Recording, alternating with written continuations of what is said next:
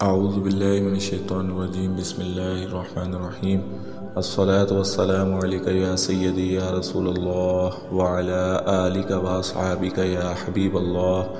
السلام علیکم ورحمۃ اللہ وبرکاتہ۔ سامعین کرام، بعض اوقات ہم کسی شخص کو اپنا محبوب مان لیتے ہیں، اس کی محبت میں گرفتار ہو جاتے ہیں اور ہر وقت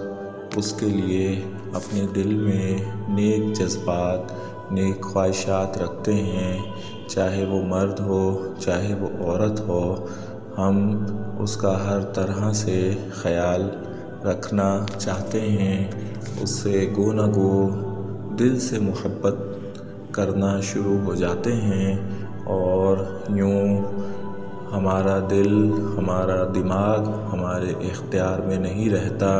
ہم اس کی محبت میں اس حد تک چلے جاتے ہیں کہ ہمیں کسی کی کوئی بات سنائی نہیں دیتی، اس کی کوئی برائی ہمیں سنائی نہیں دیتی، اس کی اچھائیاں ہی اچھائیاں ہمارے دماغ میں ہوتی ہیں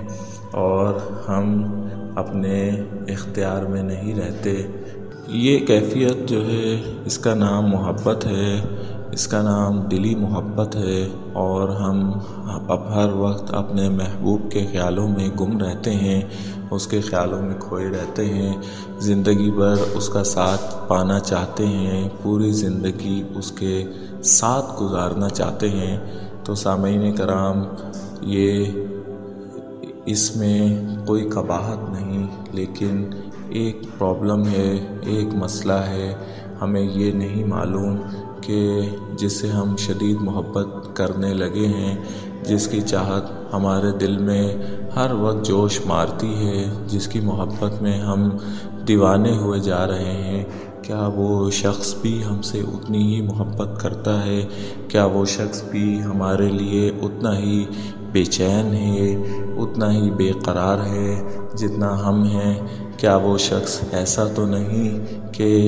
وہ منافق شخص ہو، وہ اپنے دل میں بغض رکھتا ہو، وہ اپنے دل میں جھوٹ اور منافقت رکھتا ہو، اور صرف محبت کا جھانسا دے کر ہمارا قیمتی وقت اور ہمارے قیمتی جذبات، ہمارے قیمتی احساسات سے کھیل رہا ہو، اور وہ شخص ہمیں دھوکہ دے رہا ہو اور ہم اس کے متمنی نہ ہوں؟ ہم تو اس شخص کو فرشتہ سمجھے بیٹھے ہیں، اور وہ شخص انسان بھی نہ ہو، اور انسان کے روپ میں کیا معلوم وہ شیطان ہو، اس کی صفات شیطانی ہوں، اور ایسا ہو کہ وہ شخص نہ جانے ہم سے محبت کرتا بھی ہے یا صرف دعویٰ کرتا ہے، وہ شخص سچا بھی ہے یا جھوٹا ہے، یا جھوٹ کی اس بلندی پر بیٹھا ہے کہ جس کو ہم برداشت نہ کر پائیں گے، ہم سہ نہیں پائیں گے کہ جب ہمیں پتہ چلے گا کہ ہم محبت میں اتنا آگے آ چکے ہیں کہ اب واپسی ناممکن ہے، اب واپسی تکلیف دہ ہے، اذیت ناک ہے۔ محبت کے اس سفر میں کہیں ایسا نہ ہو کہ وہ شخص اتنے کانٹے بچھا دے کہ ہمارا واپس جانا بھی ہمارے لیے عذاب بن جائے۔ تو سامعین کرام، اس ایسے شخص کے، اس ایسے اپنے محبوب کے جس کو آپ دل سے چاہنا شروع ہو گئے ہیں، اس کے دل کے راز کو پتہ کرنے کے لیے آج میں آپ کو بہترین عمل بتانے جا رہا ہوں۔ یہ عمل جس نے بھی کیا، اس کے محبوب کے دل کا حال اس پہ واضح ہو گیا، اس کو پتہ چل گیا کہ محبت کے اس سفر میں ابھی سے واپسی ہو جائے تو بہت اچھا ہے۔ یہ شخص جو بہت سچائی کے دعوے کر رہا ہے، یہ تو جھوٹا ہے، اور یہ شخص جو محبت کے اتنے بلند و بانگ دعوے کر رہا ہے، یہ تو نفرت کے بھی قابل نہیں ہے۔ سامعین کرام، میں سب کی بات نہیں کر رہا، لیکن فی زمانہ محبت کے جھانسے میں بہت سے لوگ اپنا سب کچھ گنوا بیٹھتے ہیں، اور بہت ہی فراڈ ہو جاتا ہے ان کے ساتھ، اور ایسا دھوکہ یہ ایسا دھوکہ ان کو مل جاتا ہے جس کو وہ اپنی آخری سانس تک نہیں بھلا پاتے۔ سامعین کرام،